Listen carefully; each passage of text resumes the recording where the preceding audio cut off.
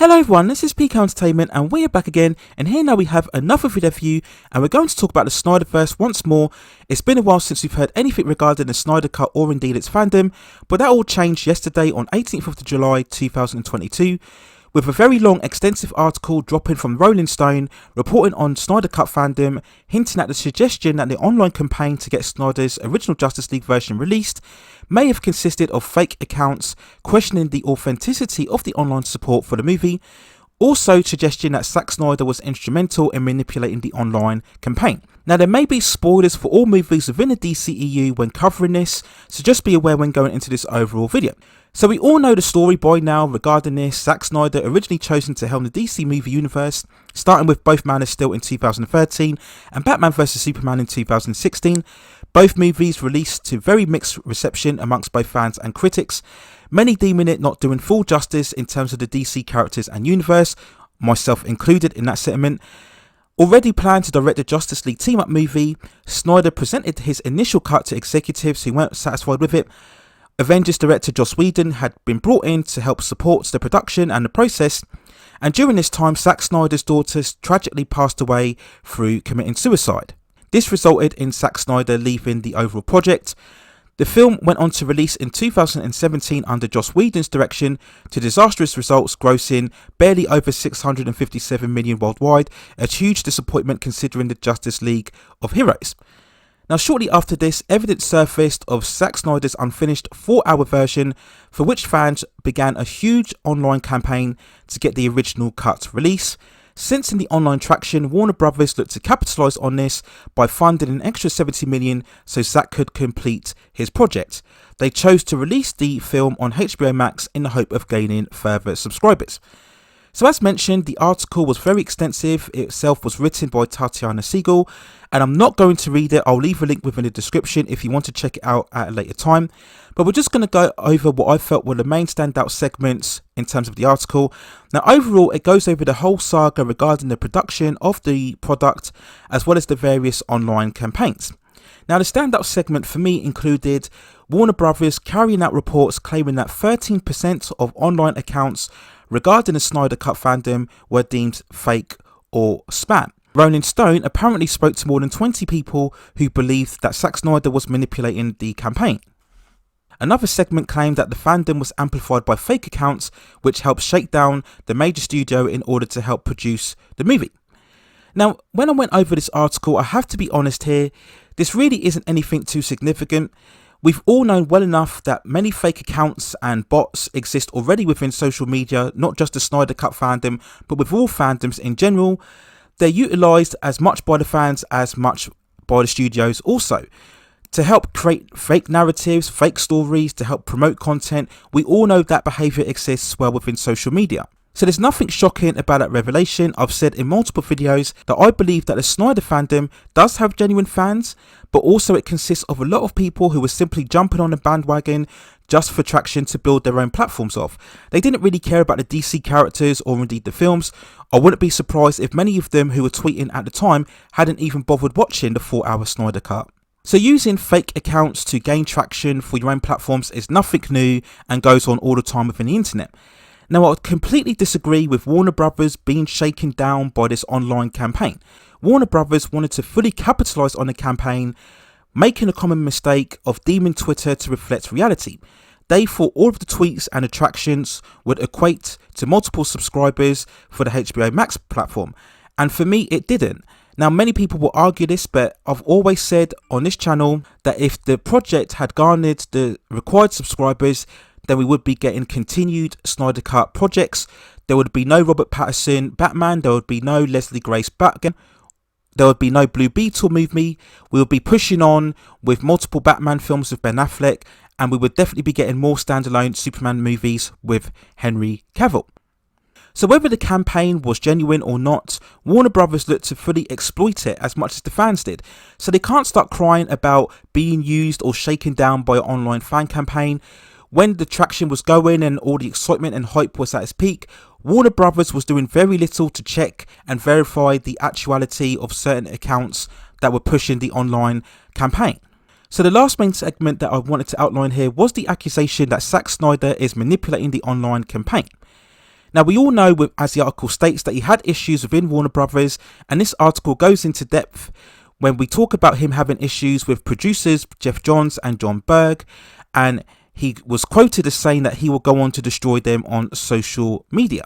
The article refers to a later incident involving Godzilla vs. Kong, which was allegedly getting review bombed, and director Adam Wingard had apparently asked Zack Snyder to tell his fans to stand down and stop review bombing the movie. Now, Zack Snyder responded to that suggestion by stating that he doesn't control his fans and that they have their own will. And to a large extent, that's correct. Now, could he have put out a general message asking for fans to be far less toxic and aggressive and to stop review bombing? Yes, he could have done. But as we all know, that would have had very little effect in terms of the toxic behaviour would always exist on the internet. It's just the way it is, unfortunately.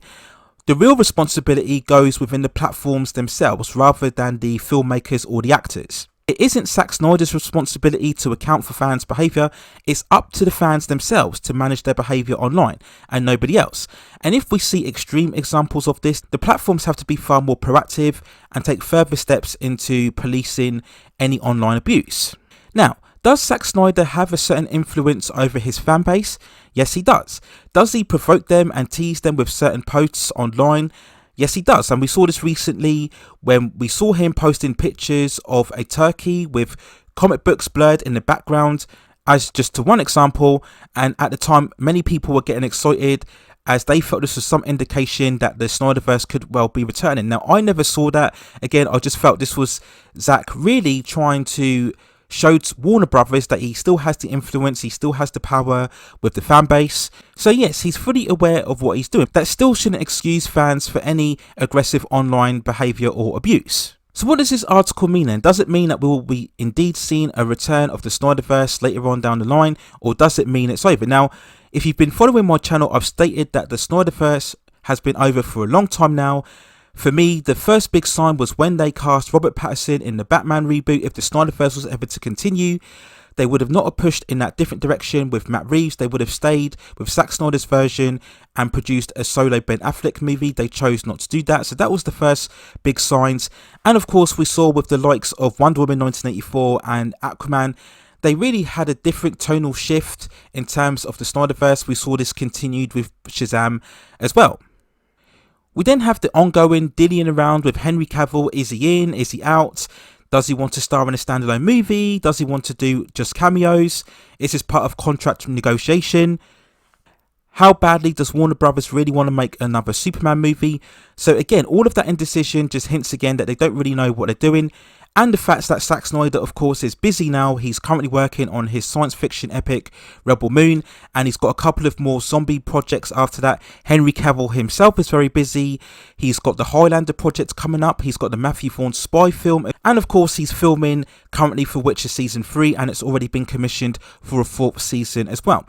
So all of these elements I've stated multiple times indicate that the Snyderverse is over, and this article really doesn't do anything more to prove otherwise. I think, again, it's just stoking up the debate unnecessarily. Now, there have been some conspiracy theories that this article was put out now because it coincides with the digital release of Zack Snyder's Justice League, and that this article is done to try and lessen the hype and excitement of that overall release, try and taint it with some negativity. Some people have questioned the releasing of this article with days coming up to the San Diego Comic-Con event on Saturday, I believe. Now, I'm not sure how much content that DC are actually showing. I did hear that they were actually pulling back their panel in terms of their movies for the overall event. But again, I don't see what this article can do to damage the perception going into Comic-Con if indeed they've got anything to show at that overall event. And I just think overall now, the Snyderverse, and I know a lot of people are not going to like this, but we really do need to come to the realization that it's at an end. It's at an end. It's not continuing. Despite all of the droplets online and the speculation and the fake rumours and all the issues going on previously with Ray Fisher, all the stuff going on with Ezra Miller, all the stuff going on with Amber Heard, it's all meaningless at this point in terms of the movement. Warner Brothers have already announced that they're moving forward. They are adopting this multiverse initiative.